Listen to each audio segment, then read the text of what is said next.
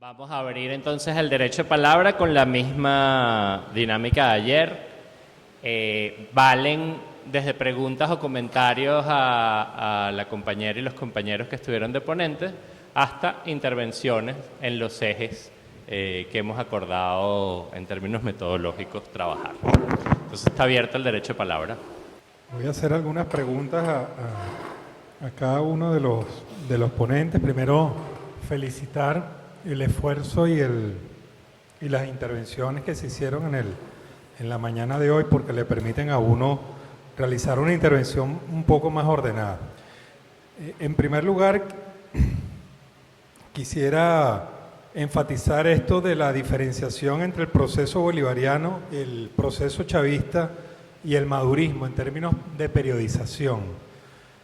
Creo que es importante entender el momento en el cual el proceso bolivariano, que comenzó abiertamente a nivel de la opinión pública el 4 de febrero, se transforma paulatinamente en chavismo y el chavismo deviene en madurismo. Creo que eso hay que periodizarlo y entender un poco las características de esto, porque hay que ordenar el proceso. Ordenar un poco el análisis del proceso. Creo, insisto en esto, inconveniente. Yo le comentaba aquí una metáfora al amigo Enrique. Si nosotros mezclamos el análisis de Maduro con Chávez, es como cuando uno prepara una comida muy salada, incomible, y a uno le dicen, échale una papa sancochada, métele arroz, échale azúcar para que no sepa tan salado. Bueno, eso es mezclar a Maduro con Chávez. Si nosotros hiciéramos una abstracción y dijésemos, bueno, de Caldera pasamos a Maduro, ¿cuál sería el análisis y el estado de ánimo que tuviésemos en esta sala en vez de pasar a atravesar por el periodo de Chávez? Si hubiese sido directamente pasar de la crisis de Caldera al periodo de Maduro, tendríamos una opinión muy distinta de la que tenemos hoy, porque Chávez de alguna manera acompasa, compensa demasiado el análisis y el clima emocional que deberíamos tener en términos de sentido crítico de la situación. Con relación a Víctor, mi pregunta fundamental tiene que ver con la serie histórica del Producto Interno Bruto privado y público. ¿Por qué no utilizar la serie histórica de la inversión pública y privada, donde se da cuenta, digo yo, los cambios de tendencia en diferentes momentos? Como lo señalaba Jordani ayer, por ejemplo, a mitad del segundo mandato de Chávez, la inversión pública comenzó a ser más predominante que la propia inversión privada, que él la llamó de reposición prácticamente, y ahí se ve precisamente el peso específico de esa intención de política económica del Estado para tratar de apuntalar el proceso económico, mientras el sector privado seguía manteniendo una actitud más bien de aversión a la inversión con relación al mandato de Chávez, que creo que también tenía un sentido político claro por parte del sector privado. Creo con Oli, a mí particularmente, cuando me hablan de un análisis desideologizado, a mí me resulta complicado. Yo entiendo que hay una diferenciación importante y necesaria entre un análisis crítico del proceso y hacerle apología o denostación, propaganda negra o propaganda blanda al proceso. Eso sí lo entiendo. Pero creo que aquí todos estamos partiendo de una toma de posición ideológica, hablo de valorativa frente al proceso, a los procesos, y creo que es importante entender que el pensamiento crítico también se hace desde un posicionamiento también valorativo frente a la realidad histórica y social, que no estamos tramitando con asuntos físicos, químicos o asuntos meramente biológicos, sino con un terreno donde la disputa política por la hegemonía y por la interpretación del proceso histórico está en la mesa de discusión, y por eso ahí se habla incluso del balance desde las izquierdas. Pues no es un balance desde un lugar desprejuiciado o desideologizado. Y finalmente, que me queda un solo minuto. Yo creo que escuchando al profesor Carlos Lazo me hizo recordar mucho a Carlos Matus, también a su tocayo, porque el cambio estructural requiere de coyunturas transformativas, transformadoras. Pues la capacidad agencial de los actores está en la coyuntura, y si hay límites y posibilidades estructurales para cambiar algo, los actores pueden acumular recursos de poder y poner a su disposición estos recursos de poder para tratar de transformar en alguna medida, en algún grado, en algún sentido, estos condicionantes estructurales que tiene la sociedad venezolana en sus diferentes ámbitos. Entonces, lo que me quedó como un vacío muy fuerte con relación a la exposición del profesor Carlos Lazo es dónde está la capacidad de agencia humana para modificar y a qué ritmo, con qué direccionalidad, con qué factibilidad, con qué viabilidad, esto que llamamos el legado, Tiempo. la herencia del proceso bolivariano. Gracias.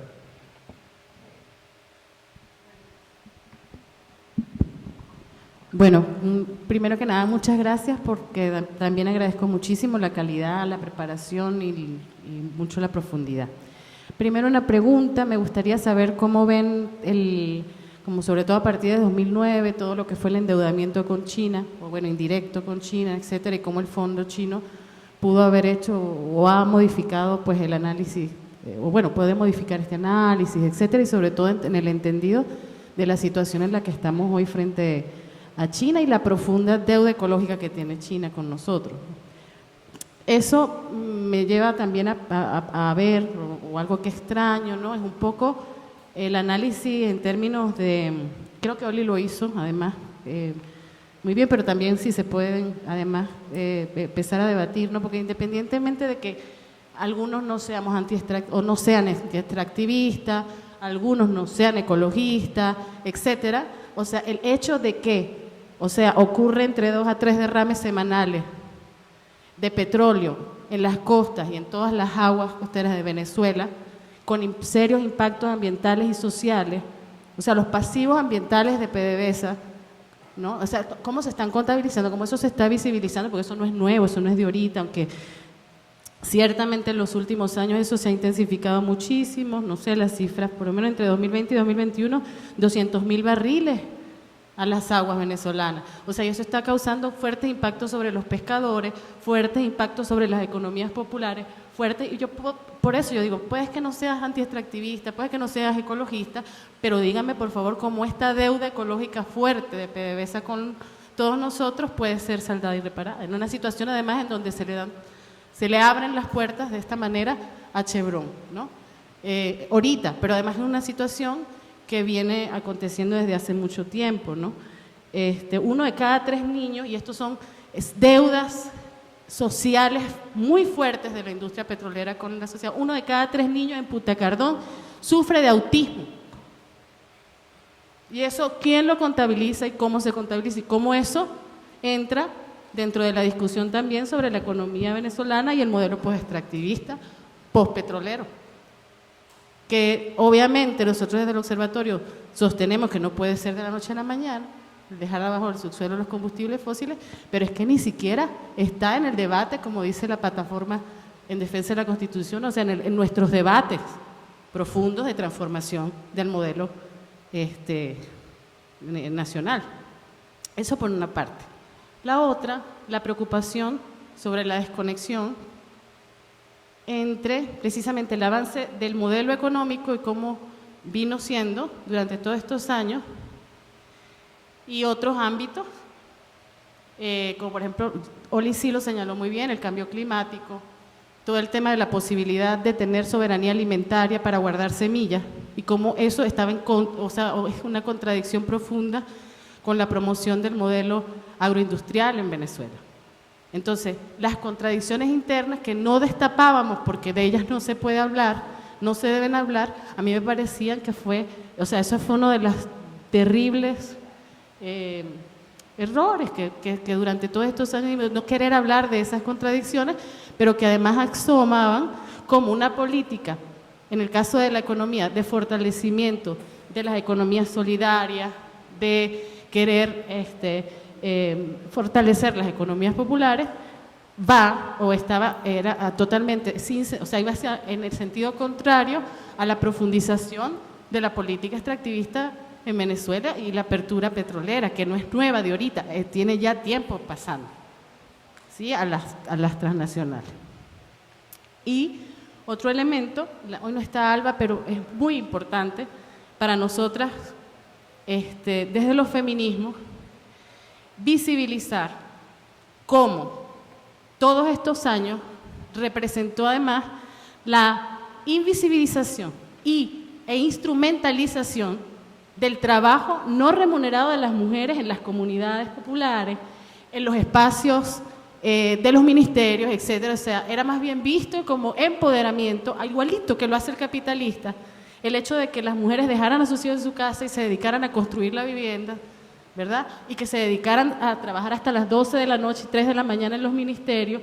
O sea, eso era reivindicado como feminista, como empoderamiento, mientras lo que ocurría es que invisibilizaba el trabajo reproductivo de las mujeres, que es la base fundamental de la reproducción, de la vida y de la producción de valor en la sociedad. Entonces fue una discusión que no nos dimos lo suficiente, porque sí hubo intentos y sí hubo allí, y que es muy importante, porque eso remite ahora a la construcción de un movimiento de mujeres. Un minuto. Sin una agenda histórica de los feminismos detrás. Y a la perpetuación de las formas de triple explotación, porque no solo entonces debe ser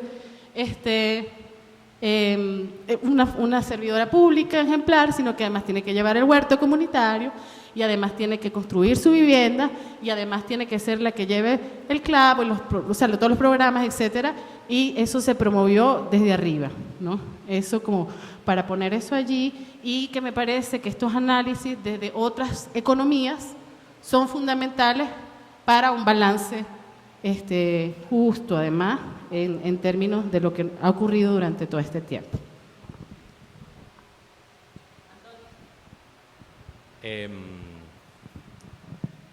Una pregunta corta para Víctor, que inició el periodo neoliberal o contempló el periodo, la caracterización del momento como el inicio del neoliberalismo. Me parece que 2019 pusiste. No, me pareció que estaba como 2019, un poco antes. La pregunta es, bueno, ¿cuáles son los hitos? ¿Cuáles son los elementos que permiten decir que fue ahí, ¿no? Y no antes. Yo tendería a pensar que hay como elementos, particularmente en la política agrícola, que arrancaron un poco antes, 2016, pero ¿cuáles son los hitos que tú consideras para empezar a hablar de neoliberalismo a partir de ahí? Y con Javier, a propósito que hablaba sobre el tema del chavismo y madurismo, yo creo que es evidente que el madurismo es un momento distinto. O sea, yo creo que ahí no cabe duda de que el gobierno de Nicolás marca un modo distinto de gestionar la política y del hacer. Lo difícil es no llamar a eso chavismo. ¿Por qué? Porque la gente misma lo reconoce, el pueblo lo reconoce como chavismo. Entonces, nadie va a decir, bueno, es que Nicolás no es chavista. Además, está ahí gobernando porque Chávez dijo como la luna llena, ¿no? Entonces, es difícil que eso no sea chavismo.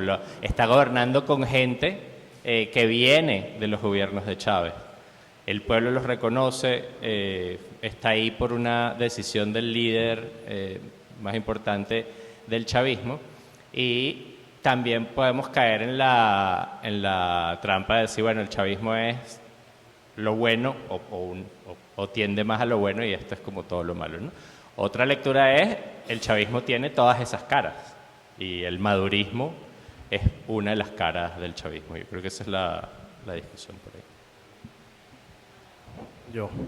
Bueno, un par de cosas. La primera, preguntar también o incorporar a este debate a quienes estamos aquí sobre la discusión del capitalismo rentístico y sobre los matices de esa discusión, ¿no? Porque pareciera en general que hay un consenso sobre el concepto de capitalismo rentístico a partir de lo que plantea Baptista, pero entiendo que hay debates en torno a eso, es decir, que hay una crítica que se hizo desde ciertos marxismos a la fuente del concepto de tierra de Ricardo que plantea el propio Batista, que no profundiza en las discusiones sobre la tierra desde el punto de vista de Marx, por un lado. Por otro lado, hay otras concepciones sobre la renta de la tierra, como las concepciones que plantea Armando Bartra, etcétera. También hay una discusión, o hubo una discusión entre los marxistas, compañeros del Partido Comunista y otros que criticaban la idea de que el capitalismo rentístico era una especie de capitalismo especial que existía en Venezuela y no que la renta era un fenómeno del capitalismo mundial, lo que suponía también como resultado esa idea del capitalismo rentístico como una particularidad venezolana o una especificidad de un tipo de capitalismo especial. Como proyecto político también generaba la idea de, bueno, hay que hacer un capitalismo bueno, ¿no? Hay que hacer otro capitalismo, un capitalismo no rentista, y suponía un programa que avanzaba hacia allá. Entonces lo planteo, digamos, un poco en función de duda también, de pregunta, de qué tanto hay esa discusión, porque hay mucho consenso en torno a la idea de capitalismo rentístico como lo plantea Batista, y pareciera, bueno, hay otras opiniones al respecto, ¿no? Por otro lado, me pregunto también si renta es igual a rentismo, es decir, si la existencia de la renta inmediatamente supone o implica la condena del rentismo, o hay otras formas o otras relaciones que se pueden tener con la renta. Esto en torno a la pregunta de, bueno, ¿qué hacemos con el petróleo, no? También, ¿qué hacemos con el petróleo? ¿Qué hacemos con la industria petrolera? ¿Qué hacemos con un programa de solución económica? ¿Qué se hace con el petróleo, no? Y en términos específicos me preguntaría también, bueno, ¿qué es lo que caracteriza el fin del rentismo? Porque hablamos del fin del rentismo, Oli citaba al profesor Batista en el 98 que decía que la renta no tiene futuro, pero bueno, 10 años después la gente estaba en París con subsidiados $5.000 de Cadivi y se entregaban 58.000 millones de dólares por la vía de Cadivi también, que es lo que significa en términos concretos el fin del rentismo y el fin de la renta. Porque hablamos, hay como un consenso generalizado sobre el fin del rentismo, pero bueno, ¿quién nos quita que dentro de 10 años, estamos hablando hoy sobre el fin del rentismo y dentro de 10 años estamos otra vez en lo que no se imaginaría quizás Batista cuando lo dijo, que iban a estar entregándose esos 58.000 millones de dólares subsidiados por la vía de Cadivi, que era rentismo también, ¿no? Entonces, me pregunto un poco eso y luego planteo también para la discusión, porque creo, revisando algunas cosas, que muchas veces el discurso del fin del rentismo también, que lo tienen, es un discurso hegemónico, ¿no? También el presidente Nicolás Maduro habla del fin del rentismo, habla del posrentismo, como se hablaba en los 90 también, y pareciera que muchas veces hay una dimensión del discurso del fin del rentismo, que es las élites venezolanas, cuando se agota de algún modo el ingreso petrolero, asumen el discurso del rentismo, del fin del rentismo, como una forma de sobrecargar en el pueblo venezolano el peso de la mala gestión económica y decirnos a todos, bueno, lo que pasó fue que nos rumbiamos esa plata, lo que pasó fue que todos nos las disfrutamos, lo que pasó es que somos culpables de ser rentistas, de que somos interiormente rentistas y no asumir la responsabilidad, y termina siendo un discurso de la élite política sobrecargando sobre el pueblo venezolano, y hay esa dimensión del discurso del fin del rentismo que lo asume el presidente Nicolás Maduro, como lo asumía Teodoro Pecoff en los 90, como lo asumía Miguelito Rodríguez y otro montón de gente, ¿no? Entonces plantearía esos temas para el debate. Un minuto. Ya. Bueno, no, yo para dialogar también con parte de lo que se planteó ayer, como el profesor Víctor no estuvo en la parte de la tarde, yo planteaba en la tarde, ajustaba con relación al modelo político, ¿no? Que obviamente que las diferencias entre el periodo de Maduro y de Chávez, digo, eran claras. Lo que decía era que el punto hay que explicar por qué se hace esa transición, por qué el periodo anterior permite que surja el periodo siguiente, ¿no? Entonces, pero aquí en la parte económica me parece que es donde es más complicado plantear las diferencias, no en políticas, digamos, generales, sino hay una continuidad muy fuerte, incluso con la historia del capitalismo venezolano, ¿no? De hecho, el profesor cuestionaba que yo tomara algunas de las citas de Chávez para plantear que el propósito del proyecto del chavismo no pasaba de ser una reorganización en los marcos del capitalismo, y yo digo que olvidémonos de esas citas. Para mí es la posición del profesor Víctor, son los datos que planteó el profesor Carlos Lazo, es contundente. Los datos económicos del periodo de gloria del chavismo son contundentes en que no había ninguna política anticapitalista, o sea, están bastante claros y planteados. La transferencia de renta pública al capital privado continuó tranquilamente y se aumentó. Hay una continuidad en la conversión de la renta pública en capital privado, que es una continuidad, es la historia del capitalismo venezolano, es la historia, o sea, uno de los mecanismos fundamentales de acumulación original del capital y continuado en nuestro país es ese. Aumenta la proporción, la explotación relativa de la clase trabajadora en favor del capital, ahí estaba planteado.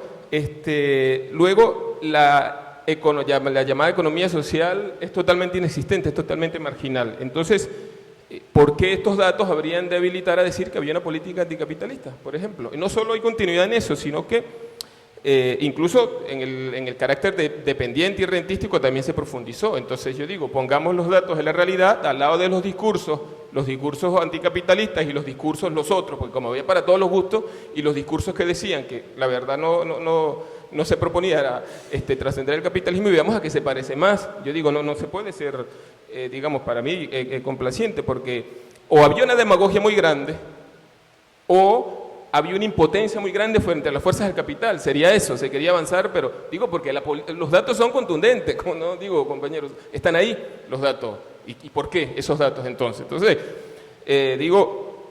para hacer un balance, creo que nos está faltando mucho la explicación de por qué esos datos, ¿no? Entonces, tiene algo que ver con esto la idea de la siembra petrolera. Insisto, hay que poner estos datos en relación con otra cosa. O sea, y volvemos a las cuestiones de clase porque es fundamental. ¿Qué clase social en Venezuela habría de ser el vehículo para el desarrollo económico? En el proyecto del chavismo, ¿qué clase social iba a ser el vehículo? En la siembra petrolera es la burguesía, en la industrialización por sustitución de importaciones también y tal. ¿Pensó el chavismo que el desarrollo económico de Venezuela iba a ser sin la clase capitalista local? Yo creo que no lo pensó así, lo pensó con esa clase como aliado y por eso las políticas. Entonces, aquí el chavismo hereda la crisis estructural de finales de los 70 con un diagnóstico que estaba claro, compañeros. Es decir, el diagnóstico del capitalismo venezolano no era desconocido. Hago muy breve resumen.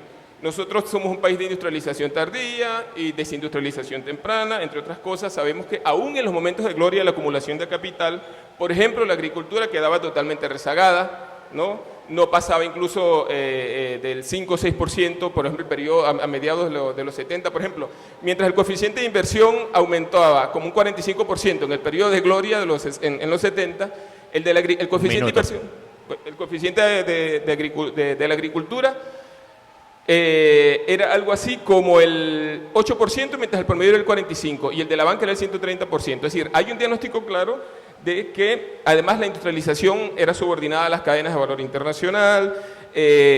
Cuando hay algunos problemas, el capital privado se reconcentra rápidamente en los sectores no productivos, la impronta comercial importadora se mantiene, el discreto encanto de la fuga siempre está presente, y de hecho hay una especie de huelga de inversiones del 79 en adelante. Todo eso se sabía. Se sabe que la historia del capitalismo venezolano es la historia de que la burguesía recibe de la nación transferencia de renta pública y a cambio no entrega por lo menos un desarrollo cualitativo de las fuerzas productivas. Eso se sabía. Entonces, lo que me parece que hay que discutir, ya se me cumplieron los 5, es por qué por qué la política económica siguió repitiendo lo que no se podría decir que los resultados que no se podía conocer cuáles iban a ser los resultados si se mantenía teniendo esa política. Pienso que todo esto llevaría obviamente a la lucha de clases, es decir, si el gobierno tomaba todo un conjunto de medidas que no fueran eso, podría profundizarse la huelga de inversiones, se declararon en quiebra, etcétera, etcétera. Bueno, quería entonces el gobierno tener una política coherentemente anticapitalista, pero no la tuvo porque le faltaba apoyo social o porque pensaba que no iba a tener el músculo social para imponerla. No sé, creo que habría que preguntarse eso. Vale, gracias. Aló. No, bueno, yo me voy a sumar al consenso de felicitación hacia las ponencias. Realmente yo por lo menos estoy aprendiendo muchas cosas, datos, de verdad el trabajo de investigación de los compañeros es digno de ser conocido por mucha más gente de los que estamos aquí reunidos. Pues, o sea, es importante un esfuerzo para publicar esto y para compartirlo en nuestras respectivas campos y espacios, porque realmente el esfuerzo de síntesis y de sistematización de datos es muy importante y muy valioso. Por otra parte, hay algo que siempre hay que tener presente, que es un problema epistemológico. No es un problema, no es tanto un problema ideológico como epistemológico. Cada disciplina, de alguna manera, hace abstracción en la realidad y toma algunos aspectos. De alguna manera, aquí estaban echando broma de cómo presentaban los sociólogos y cómo lo presentaban los economistas. Bueno, tanto la sociología como la historia, como la economía, de alguna manera hace abstracción en los fenómenos que son sumamente complejos y deja ciertos temas aparte, porque se concentra en un aspecto de la realidad. Ese es un costo epistemológico, bueno, que hay que tener presente para relativizar ciertas cosas. Por ejemplo, Lili decía que echaba en falta la visión ecológica y feminista. Yo también agregaría, bueno, por ejemplo, hace falta la visión hacia la educación, por ejemplo. O sea, cómo fueron las políticas educativas. El problema de la salud, que por ejemplo el compañero Oscar Feo y el compañero León Uzcategui tienen estudios muy importantes, yo los iba a proponer para la continuación de estos grupos de trabajo, así como el aspecto cultural, no solamente en el aspecto educativo, sino incluso en el aspecto propiamente ideológico, ¿no? O sea, cuando se pasó del culto a los héroes al culto de los superhéroes, por ejemplo. O sea, hay unos girones, hay unos... Pero, por supuesto, eso no puede entrar en un análisis económico, que es más, estamos haciendo abstracción de una cantidad de dimensiones muy importantes que, bueno, se entiende que esos serán tratados en momentos diferentes de esta discusión de este grupo de trabajo. A mí me llama la atención más que todo en términos de duda y preguntarle a los compañeros que vivieron eso desde adentro, el caso de Víctor y Oli, ¿de dónde sale, por ejemplo, esa idea que una de las pocas veces que yo me reuní en un organismo de base del PSUV, que discutimos la reforma constitucional, cuando hubo el referéndum, que eran los tipos de propiedad? ¿De dónde salió eso? Porque la impresión que a mí siempre tuve, y que yo tuve una intervención en aquella reunión del PSUV y a raíz de eso me sometieron al ostracismo, es que eso era una galleta. Eso era un enredo, pues, o sea, es propiedad social del Estado, propiedad social, o sea, esos conceptos de tipos de propiedad, de dónde venía, cuál es el marco teórico de eso. Y lo veo nuevamente en la exposición específicamente de Víctor, donde él señalaba la economía social. Esa economía social eso era el socialismo. O sea, por ejemplo, la parte pública se distinguía, la propiedad pública se distinguía de la propiedad social.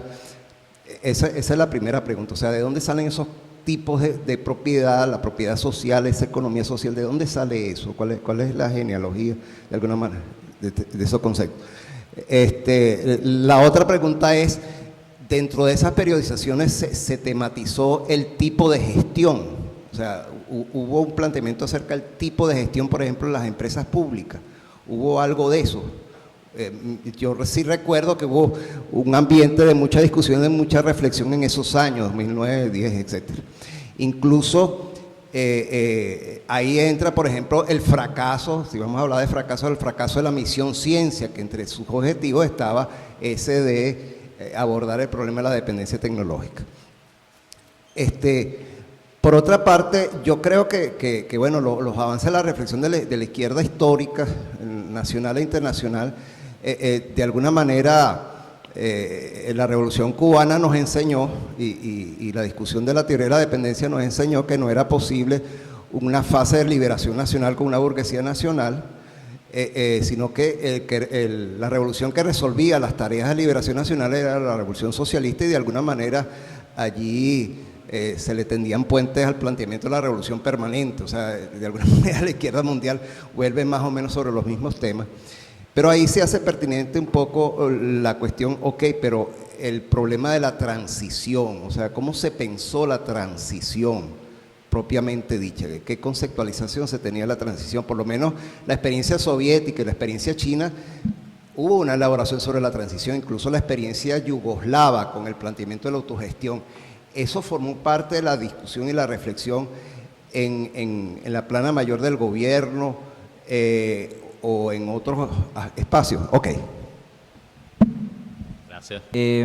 Bueno, me conecto y felicito a los ponentes por digamos, la exposición que llevaron a cabo, y creo que me sumo a la preocupación del compañero Soaje, sí, porque para quienes hemos estudiado el tema de la economía venezolana, pareciera que la economía venezolana es sinónimo de rentismo, ¿no? Entonces y algo que decía el compañero Carlos, ¿no?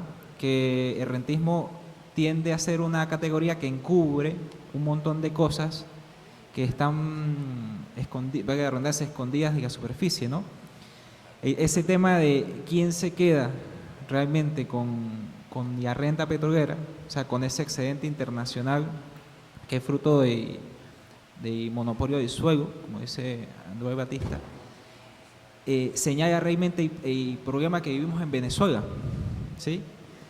Porque no es un tema exclusivamente de que seamos un país perezoso, que no progresa, que no desarrolla fuerzas productivas porque estamos arremetidos o desbordados por los recursos que surgen del comercio internacional del petróleo, sino que había una estructura, había una historia, ese rentismo se ha construido con un interés de clase, ¿sí? O sea, siempre lo que decía el compañero, siempre se echa la culpa a los pobres, que los pobres nos rumbeamos el dinero, pero cuando uno saca las cuentas realmente, se da cuenta que quien realmente se ha apropiado de esos recursos no ha sido la clase humilde, la clase popular, históricamente ha sido la clase empresarial del país, con ayuda del Estado en muchos aspectos. Y digo esto porque también noto una preocupación por ahí se decía, bueno, pero ¿por qué no se pudo hacer de forma distinta, ¿no? En economía sabemos, los economistas y los planificadores sabemos que la economía no se cambia de un día para otro. O sea, hay una lógica, hay una estructura, bueno, los propios marxistas y tronquistas también saben eso. Hay ciertas cosas que no se cambian de un día para otro, ni de un año para otro, aún habiendo las intenciones de hacerlo, ¿sí? Hay que recordar que si uno hace un recuento de todo el debate que se hizo desde los años 70, porque aquí el tema de rentismo se viene tratando de los años 70 con mucha preocupación por mucha gente. Si uno hace un recuento de todo eso, uno se dará cuenta que la conclusión es, uno, que bueno, que nuestra burguesía no sepa nada, y dos, que la alta concentración de propiedad hace que los recursos venidos del extranjero de esa renta sea apropiada por muy poca gente, ¿sí? En los mejores tiempos de Cadivi, de las casi 200.000 empresas que existían en el país, menos de 3.000 de ellas eran las que se apropiaban de los recursos de Cadivi por el tema de las importaciones de maquinaria y la sobrefacturación, etcétera. O sea, había una clase determinada, hay datos, hay documentación que reafirma eso, ¿sí? Y algo que decía Andrés Batista en ese libro de la teoría política del rentismo petrolero, era que decir que se ha agotado el rentismo no significa necesariamente que haya un final feliz tras eso. O sea, significa simplemente asumir que estamos en una crisis permanente y que no hay una salida, digamos, que se avisore, como que no hay claridad. El mismo Batista admite eso. Yo creo que nosotros estamos en una situación, o digamos, hemos estado, lamentablemente, durante el proceso bolivariano, en una situación similar a esa. Lo que señalaba la compañera de que, bueno, al fin y al cabo lo que se hizo fue intentar profundizar en cierto rentismo para salir de él. Hoy por hoy, por ejemplo, se asume que a través de la liberación económica, de la apertura del mercado mundial y a supuesta diversificación de la economía, vamos a salir del rentismo.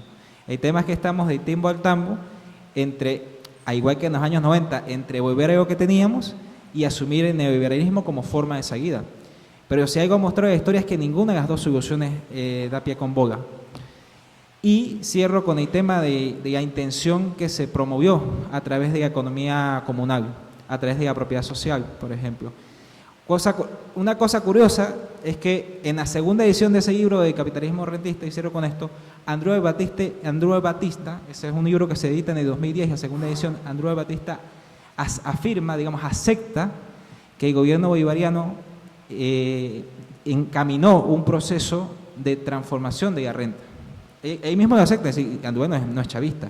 Y otra cosa que acepta también es que, a diferencia del primer boom petrolero de los años 70, el segundo boom petrolero, después de 2008, entre el 98 y el 2008, ella acepta que uno de los grandes temas del rentismo, de la superación del rentismo, que es la productividad por trabajador, aumentó en el periodo de Chávez. O sea, lo afirma Andreu Batista. Tiempo. Ni siquiera, cierro, no es chavista y lo afirma. Entonces, algo cambió, ciertamente. Gracias. Felicitaciones a los ponentes, la información que compartieron aquí esta mañana es muy valiosa y es bueno que tratar de que nos llegue a nosotros a través de los correos, si fuera posible. Sí lo han hecho notar algunas intervenciones, ¿no? Hay diferencias apreciables entre las perspectivas que plantearon Oli y Víctor de la planteada por Carlos. Y es interesante hacer énfasis en esas diferencias porque de ahí se podrían derivar en los años que vienen distintas estrategias políticas. Porque, por ejemplo, las ponencias de Oli y de Víctor hacen énfasis en la importancia y en la importancia que tuvo la economía petrolera, porque finalmente las lógicas que provienen de esa economía, ¿no? Las lógicas específicas que provienen de esa economía terminaron conteniendo, ¿no? y terminaron, haciendo fracasar el proyecto histórico del proceso bolivariano, ¿no? El proyecto más ambicioso del proceso bolivariano. Y Carlos tiene una postura que apunta más a una crítica al desarrollo y a la dependencia, me parece, ¿no? Entonces, sería bueno poner allí, hacer que los ponentes, ¿no? En un tiempo un poco más simplificado, una intervención un poco más simplificada, hagan esas diferencias más visibles, ¿no? Para apreciarlas mejor, porque, repito, de ahí se pueden establecer diferencias en las estrategias políticas de las organizaciones, ¿no? de las organizaciones de acá, ¿no? Hay un texto que en estos casos siempre lo comento, que es el texto, algunos de los tres ponentes se refirieron a que el malestar, el agotamiento de la economía rentista venía expresándose durante muchos años, durante varias décadas, y citaron algunos autores que llamaban la atención sobre eso, ¿no? Hay un texto que yo creo que es el texto de Fernando Coronil, que me parece que es el texto de historia política más importante de los últimos 40 años, ¿no? Que es interesante porque, aunque no lo explicita así, hay una comparación entre las distintas crisis que atraviesa los sistemas políticos en el siglo XX, luego de que sufren, de que se conmocionan, luego del incremento de los precios del petróleo, ¿no? Entonces está lo que ocurrió luego en la experiencia del trienio de Acción Democrática, ¿no? Que en ese momento el partido, ¿no? Capturó buena parte de la renta y hizo que sus políticas beneficiaran a un partido, ¿no? Finalmente fue un proceso bastante sectario. Luego el autor habla de los efectos letales que tuvo para la dictadura de Pérez Jiménez,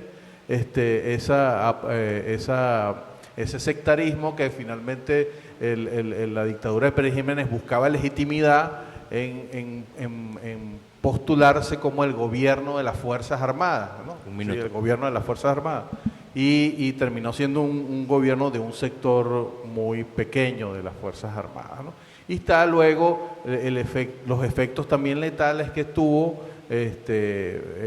para el orden, para el sistema del bipartidismo venezolano, luego durante el primer gobierno de Carlos Andrés Pérez, ¿no? Que ahí sí el autor se detiene a explicar todas las consecuencias políticas, sociales y culturales, ¿no? Que tuvo ese boom petrolero de los años 70. Entonces recomiendo siempre volver a ese autor tan importante que es Fernando Coronel.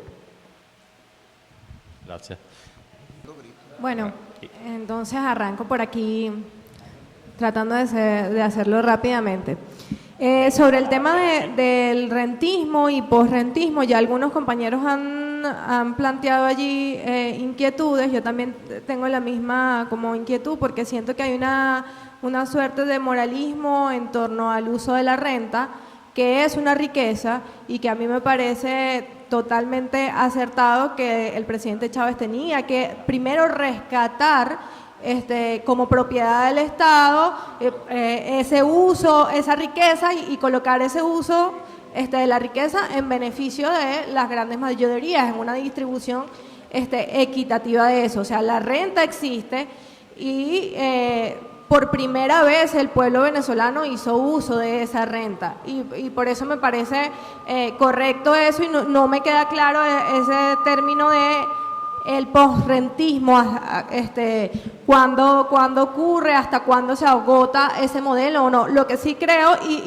y también siento que el comandante Chávez estaba consciente de eso, era que la necesidad de hacer uso de esa renta para construir un proceso de industrialización que nos permitiera superar la dependencia que tenemos a esa renta. ¿Cómo se hizo? ¿Hubo intentos? ¿No hubo intentos? ¿Qué balance podemos hacer de eso? Yo creo que hubo una constante búsqueda creadora y además cuando el proceso revolucionario se profundiza y se plantea un camino hacia el socialismo, también hubo una búsqueda creadora para construir ese nuevo modelo en torno a una economía socialista y además incluso se complejiza más y plantea el quinto objetivo estratégico porque decía tiene que ser ecologista también. Pero, ¿cómo hacemos un balance de eso? Yo creo que no es simplemente ver los números y decir, bueno, no, fue un modelo que continuó el capitalismo. Ahí digo, mira, hubo desde intentos en un principio los núcleos de desarrollo endógeno, las cooperativas, los consejos locales de planificación pública que bajaban presupuestos y los administraban la propia comunidad, los consejos comunales y después la propuesta más acabada en torno a eso fue las comunas y el presidente Chávez problematizaba eso. ¿Cómo lo vivieron ustedes como ministro? O sea, él decía, por ejemplo, en ese último discurso, el golpe de timón, ¿cuánta gente se ha leído aquí la ley del sistema económico comunal? Ahí había parte de la propuesta de construir ese nuevo modelo. Entonces, bueno, eso, plantear que el tema de la renta es un recurso y un recurso que está y rescatarlo para ponerlo en función de las necesidades del pueblo y de construir un modelo de economía socialista, para mí es acertado. Y creo que hay que aterrizar también más en la actualidad lo que ha venido siendo ese uso de la renta, entendiendo que en un periodo sí cayeron los precios del petróleo y después se complejiza más la situación por las sanciones económicas que impone el imperialismo norteamericano, que nos ponen en una situación de guerra. Pero ciertamente hay otros países, por ejemplo Irán, que tiene bloqueo y el funcionamiento de su industria petrolera, digamos que es favorable para esa población y no estamos hablando de un modelo ni siquiera socialista. ¿Qué pasa? Bueno, hay otros fenómenos y yo creo que vuelve otra vez ese discurso del posrentismo acompañado con una dinámica muy profunda de corrupción que también impacta en la estructura económica del país y con una dinámica muy profunda de privatización. Entonces es el posrentismo para que el pueblo no hable de los recursos petroleros, de su uso, para que no sepamos, incluso para que sintamos culpa, porque entonces vivimos bien durante una década, gracias a que utilizamos eso como que si nos hubiésemos rumbeado esa plata y ahora somos responsables de eso, cuando el recurso sigue existiendo y entonces son unos pocos los que se están favoreciendo. Tanto se modificó la estructura económica que hay una nueva burguesía que ha surgido en los últimos años, producto de ese proceso de la corrupción. Y eso se traduce en unas dificultades que está padeciendo la población y también se traduce en una criminalización profunda a la gente que denuncia corrupción, a los trabajadores que exigen reivindicaciones, y bueno, eso yo lo voy a dejar para otro, para otro derecho de palabra. Gracias. Gracias, Javier. Sí, voy a insistir con mi obsesión con relación a la distinción de la política pública y la comprensión del Estado y el gobierno durante el periodo Chávez y el periodo Maduro. Creo que hay un síntoma social que hay que, como dicen por allí, tomar en cuenta cuando aparece el significante madurismo. El propio madurismo reaccionó violentamente y dijo, aquí no hay madurismo, aquí lo que hay es chavismo.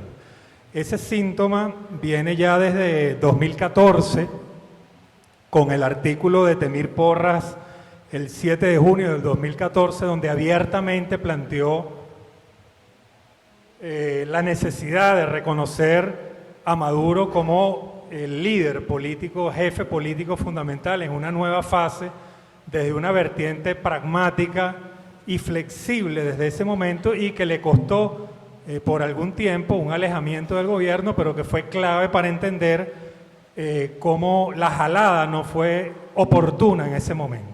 ¿Por qué? Porque la operación simbólica que ocurrió igual con la bandera de Marx, Engels, Lenin, Stalin y tal, ocurre con Maduro y con Chávez también. O sea, Maduro es la continuidad simbólica de Chávez.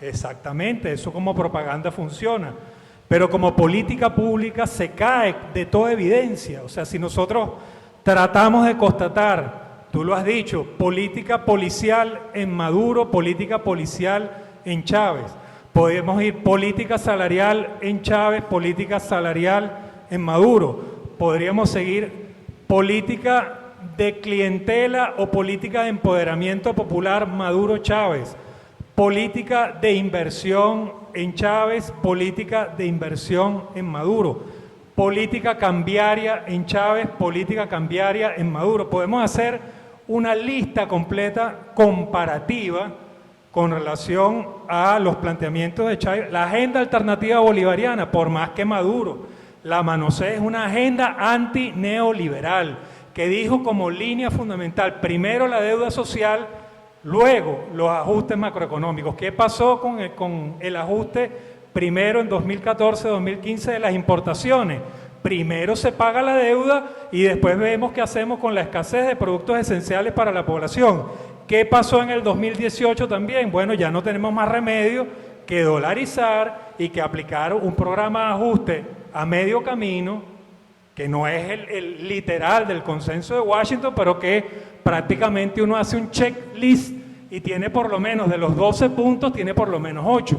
Entonces, compañeros, yo entiendo la emoción, entiendo la lealtad ideológica, entiendo la necesidad de mantener el legado. Yo entiendo todo eso desde el punto de vista propagandístico, pero si vamos al análisis del balance de la política pública, yo creo que tenemos que apelar más a la evidencia que apelar más a la emoción, apelar a lo que está abiertamente claro en las estadísticas. O sea, los números lo dicen. Maduro llega al 2013 al poder con una brecha electoral muy pequeña, que lo pone en una situación de riesgo político muy alta, y uno entiende la situación y los desafíos políticos que eso genera, pero al mismo tiempo hay que decir que la política pública desde ese momento comenzó a girar hacia un sentido ideológico muy distinto al sentido ideológico que traía Chávez, y ahí hay una disputa, obviamente en el campo bolivariano, en el campo del chavismo, pero a mí no me van a cortar con el cuchillo de que no, que el pueblo lo reconoce. Bueno, y si el pueblo se equivoca, o sea, el pueblo se puede equivocar también, el pueblo ha votado también por Maduro y se ha equivocado, desde mi punto de vista. Entonces yo voy a decir, mira, yo hablo en voz singular, yo, Javier Viardó, digo que yo no creo que Maduro sea la continuidad de Chávez. Ahora, que el pueblo lo diga, Un bueno, minuto. si hay gente aquí que tiene esa capacidad de meterse en el espíritu del pueblo y de alguna manera representarlo en el discurso y de alguna manera hablar por la voz del subalterno, etcétera, etcétera, bueno, perfecto. Yo entiendo ese argumento, pero para mí es básicamente no prestarle atención fundamental a la evidencia que nos da el análisis comparativo y crítico de la política pública en ambos periodos. Me perdonan la pasión, pero es que yo creo que vivimos una catástrofe desde el punto de vista histórico para la sociedad venezolana. No es posible que nosotros no reconozcamos que estamos en los niveles de producción de petróleo de los años 40 y que pensemos que eso, no, eso es normal, que hayamos llegado a los años 40 en la producción del petróleo, que una economía tenga ahorita 40.000 millones de dólares de PIB cuando tenía más de 200.000 millones de dólares de PIB. No, eso fue solo porque Tiempo. había auge de los precios del petróleo. No, señores, estamos viendo una situación dramática. Claro, somos resilientes, somos alegres, somos bonachones, tenemos sentido del humor, pero tampoco vamos a tapar el sol con el dedo del optimismo. Yo creo que es importante en el balance ratificar que vivimos una crisis muy profunda que requiere que este debate lo asumamos también con responsabilidad ético-política hacia el futuro. Gracias. Oye, Javier Viardó, tantos años conociéndote, tan sereno, tan reflexivo, y hoy demostraste que tienes madera de diputado parlamentario. Vamos a recoger firmas para nominarlo. Bueno, rapidito, pues, ¿no? Estuve pensando aquí en cómo armar la respuesta, no por orden, como la fueron haciendo, sino más bien con un orden lógico, pues, ¿no? Y voy a comenzar con lo que planteaba Ángel, ¿no? Ángel Arias. Oye, Ángel, yo creo que una cosa que debemos tratar de aprovechar para un evento como este, porque este es un evento que tiene un concepto, este fue un evento que fue pensado, ¿no? Y a nosotros se nos invitó para poder presentar un balance de lo bueno, de lo malo, de lo oscuro, de lo claro, de lo feo, de lo bonito, del chavismo, ¿no? Así que lleva como título el evento, Chavismo, Balance de la Izquierda. Se incluye incluso a Maduro, ¿no? Con toda la percepción tan crítica que hay desde sectores del chavismo que consideran que eso no es chavismo y que eso es que Maduro lo que hizo fue traicionar el chavismo, pero bueno, está incluido. Y donde el evento lo hacemos desde la perspectiva del movimiento popular, de los movimientos sociales, o sea, no estamos haciendo este balance en una reunión del Gran Polo Patriótico, ni estamos haciendo este balance en el Partido Socialista Unido de Venezuela, lo estamos haciendo desde otras perspectivas. ¿Por qué razón? Bueno, porque nos interesa aprender de la experiencia, ¿verdad? Nos interesa saber qué fue lo bueno que se hizo, qué fue lo malo, ¿no? Dónde están esos aciertos, ¿verdad? Dónde están esos errores y qué podemos aprender de eso de cara a reimpulsar el horizonte democrático y popular. O sea, está dicho allí, ¿no? Y entonces, bueno, nosotros armamos unas presentaciones ceñidas a esa pauta, ¿no? O sea, ceñidas a ese método, ¿no? Tratando, bueno, de cumplir con una de las peticiones de los organizadores, que era hacer una periodización, ¿no? y viendo cómo esto había evolucionado, ¿no? Entonces, es una cosa que se está empezando a hacer, ¿no? O sea, busquemos una bibliografía para ver cuántos trabajos hay en ese propósito. Ustedes están siendo pioneros en este esfuerzo, pues, y los materiales que salgan de aquí van a ser también de los primeros. No quiero decir que no haya absolutamente nada, por supuesto que hay muchas cosas que se han hecho, pero ustedes se han planteado una línea de investigación y de contribución donde estas cosas que están saliendo hoy aquí se suman a las pocas cosas que hay, ¿no? Tampoco esto ha sido lo suficientemente estudiado, tampoco es que ya tenemos un conocimiento científico irrefutable para entender esto, ¿no?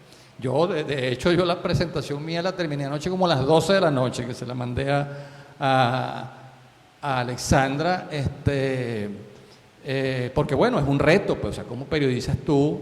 El mismo Antonio me preguntaba, pero ¿por qué tú pones la contrarrevolución neoliberal a partir del 2019 si ya habían síntomas? Efectivamente, y lo decía en la exposición, hay solapamientos, ¿no? Porque esas nuevas tendencias, Ángel, aparecen, ¿no? Cuando uno creía que esto ya había tomado un rumbo más definido y sin embargo se dan esas contramarchas, se dan esos reflujos, ¿no? Donde se niega y se desdice y se desanda buena parte del camino andado. Entonces, fíjate, Ángel, esto no tuvo tan claro desde el primer momento. Cuando se dio la convocatoria a la constituyente, se constituyó el Gran Polo Patriótico, o sea, ¿cuál era el gran objetivo? Convocar una Asamblea Nacional Constituyente, redactar una nueva constitución que sirviera de base para refundar la República en el objetivo cardinal que era en aquel momento, que era, bueno, derrotar el desempleo, la pobreza, la exclusión social, el hambre. Pues ese era el nivel de claridad que se tenía para entonces.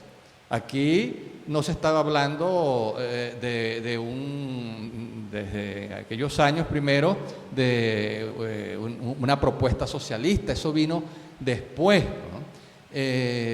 Yo recuerdo esas primeras reuniones con el presidente Chávez a partir de esa presentación de Marisa Izaguirre, donde el tema era, o sea, tenemos que reconstruir el aparato productivo nacional que fue barrido por esa década de neoliberalismo.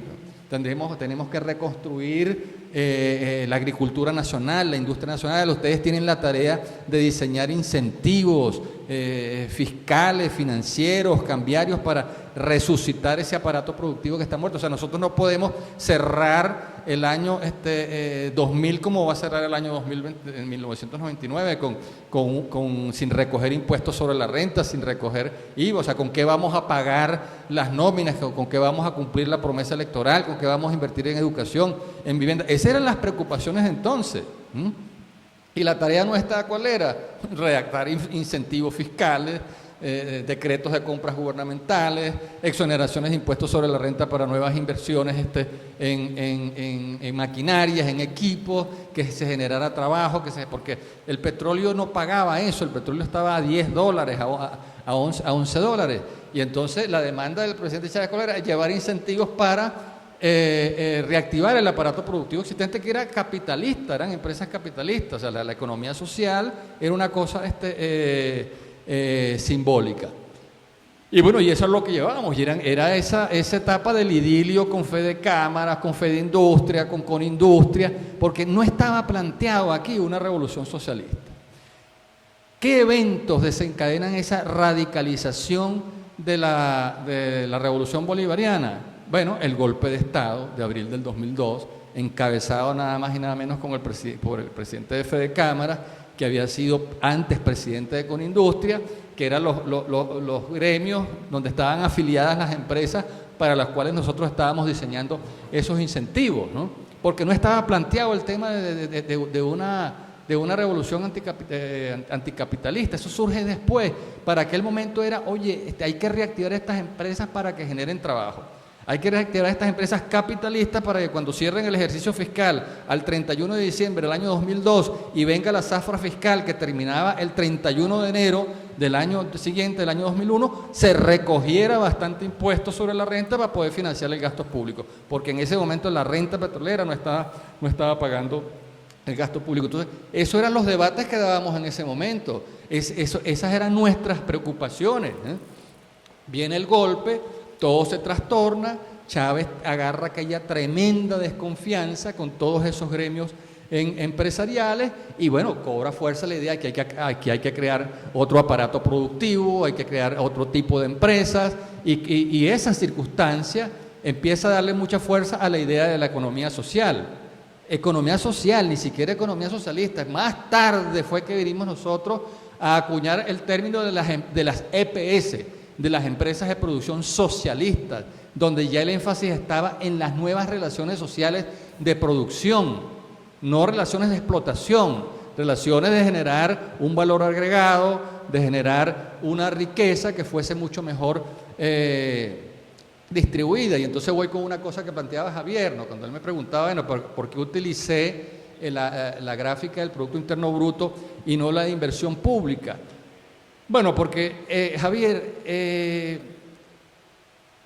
si vamos a hablar de relaciones sociales de producción, ¿cómo se dan las relaciones sociales de producción en una empresa capitalista? Son relaciones sociales de producción de explotación, o sea, hay una remuneración de un trabajo asalariado que produce un excedente, que ese excedente es apropiado por el dueño de la empresa, por el capitalismo, por el capitalista. ¿Cómo hacer? Y un poco en esa fotografía yo te compro la idea de incorporar la serie de la inversión, sobre todo la inversión bruta en capital fijo, porque te da también idea de el peso que el Estado sigue teniendo en la economía. Y me parece bien válido el aporte que hace. Pero bueno, en este caso se utiliza, para responder tu pregunta, por eso. Pues entonces, la idea era, bueno, cómo aumentar el peso de la economía social, y ahí voy con la pregunta que me hizo Ángel Álvarez aquí en voz baja. Bueno, allí vimos el debate que se dio de cómo nosotros poco a poco fuimos madurando la conceptualización de lo que íbamos a entender por economía social. ¿De dónde salieron esos conceptos? Bueno, de lo que veíamos. Esos conceptos salieron, bueno, de sencillamente caracterizar y describir cómo se está organizando la gente para producir. Y eso fue una evaluación que se hizo después de los núcleos de desarrollo endógeno, cuando nos desatamos por todo el país a crear núcleos de desarrollo endógeno, a financiar cooperativas. Vimos, oye, que mira, pero es que aquí se están organizando de estas maneras. Y aquí hay unas empresas familiares, aquí hay unas empresas creadas por la comunidad. Y esa tipificación en gran medida sencillamente es una descripción de lo que veíamos que estaba pasando, y entonces se hace ley, se lleva a la ley. Carlos Durich, mira, agradezco tu frase porque me ahorraste 10 minutos. La economía no se cambia de un día para otro, aún habiendo toda la intención de hacerlo.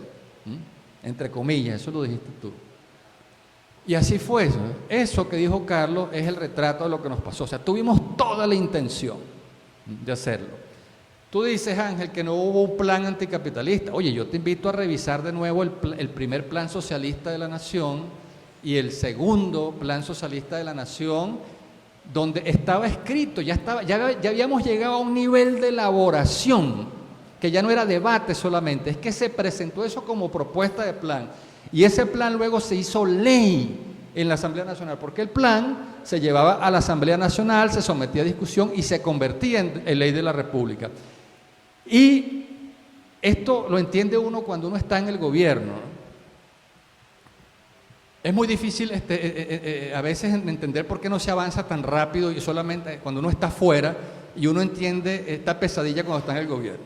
Yo como ministro de Industria, si yo quería sacar una resolución ministerial para poder impulsar el desarrollo de cooperativas o de empresas de la producción social, bueno, yo tenía que dictar esa resolución con base en el numeral tal de la ley tal, y esa ley tenía que estar fundamentada en un principio constitucional. Y si eso no da, ese marco legal no se tenía, no podías hacer nada. Entonces, ¿cuál era la frustración? ¿Por qué se armaron las misiones sociales como un fast track? Bueno, porque tenías un andamiaje burocrático, tenías un marco legal heredado que te ponía una camisa de fuerza que no te dejaba actuar, y entonces, bueno, en ese caso, por la emergencia, se armaron unas misiones que permitieron bypassear ese estado burocrático. Pero en otros casos el margen de maniobra era muy pequeño, era muy reducido, no se podía hacer.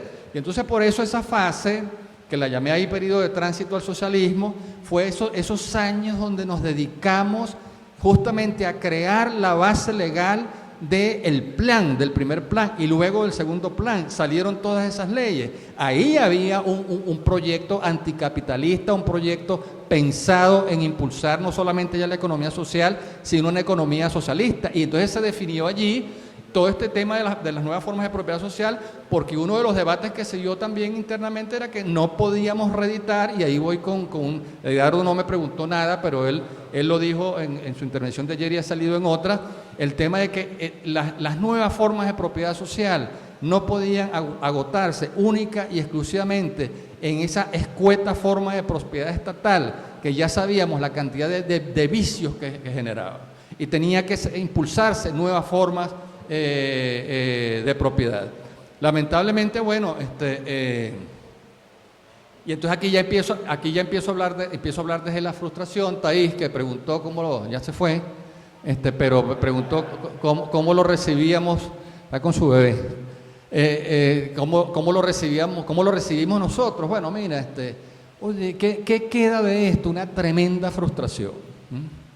¿Qué queda de esto? Un tremendo dolor.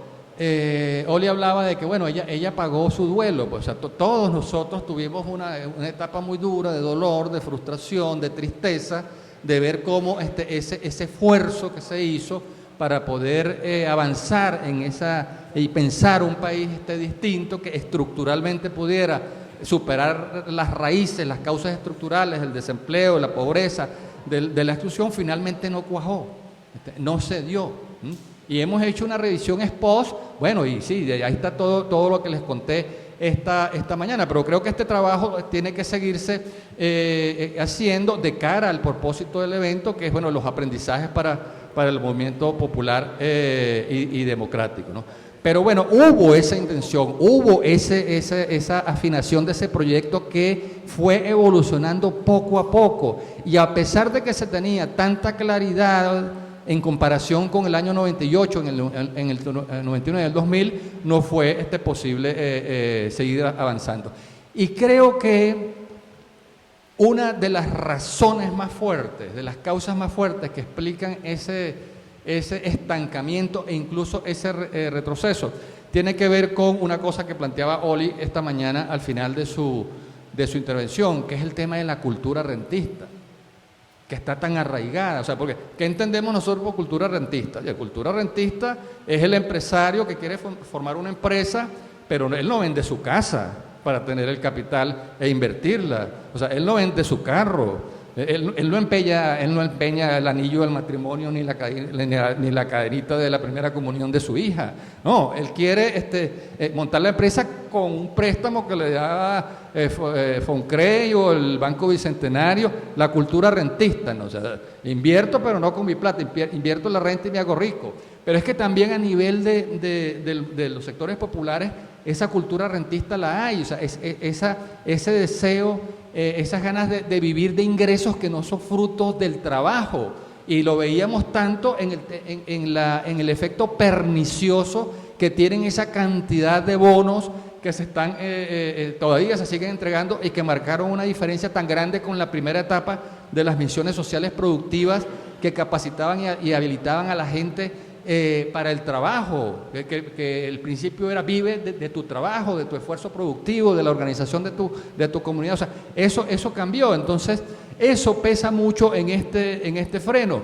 ¿Cuántos 400 núcleos de desarrollo endógeno llegamos a formar cuando me tocó ser presidente de la Corporación Venezolana de Guayara? En 5 estados y 29 municipios. Organización de cooperativas, formación técnica, financiamiento, la creación de empresas de producción social a las cuales se les daba la materia prima, el aluminio, en condiciones preferenciales para que hicieran ollas, carpintería de aluminio, perfiles, madera de Proforca en condiciones preferenciales, préstamos a bajas tasas de interés. Todos los incentivos, compras gubernamentales, durante 2 años se les compraba la mitad de su producción para tener un mercado, para que tuvieran un mercado seguro mientras ellos conseguían y ampliaban su mercado. Y todo aquello fracasó, y cuando empezamos entonces a estudiar cuáles eran las causas fundamentales que explicaban el fracaso de esos proyectos, no era la sobrevaluación de la tasa de cambio, no era la competencia desleal de las importaciones. No, el principal factor que aparecía eran los problemas de administración y las rivalidades, las pugnas entre los propios miembros de esas iniciativas de la economía social. O sea, la rapacidad que se daba por parte de los activos. Entonces, las empresas se dañaban, se fragmentaban y cada 15, entonces se llevaba, yo me llevo esta máquina, el otro se lleva estos destornilladores, el otro se lleva el torno, y entonces ahí fue cuando desarrollamos incluso el concepto de producción de propiedad social en la ley. No, usted es copropietario social en tanto en cuanto se mantenga vinculado a esa iniciativa. Pero si usted se va de ahí, usted no puede reclamar, entonces yo me llevo este torno o me llevo esa fresadora. Pero fue la dinámica la que nos llevó a nosotros a ir definiendo un proceso que venía bien, que venía avanzando, que lamentablemente se abortó y hoy, bueno, estamos viviendo este retroceso tan terrible donde, bueno, no hubo falta que se produjera el cambio político para que, bueno, aquí se aplicara un programa de ajuste estructural bien parecido a los del Fondo Monetario Internacional, que como bien lo dijo Javier Bierdó, de las 12 medidas del consenso de Washington tiene casi el 70% porque hay 8 que se están aplicando. Esa es la historia que yo les puedo contar y ya me están dando muchos codazos y patadas aquí, así que lo dejo. Muchas gracias, Víctor.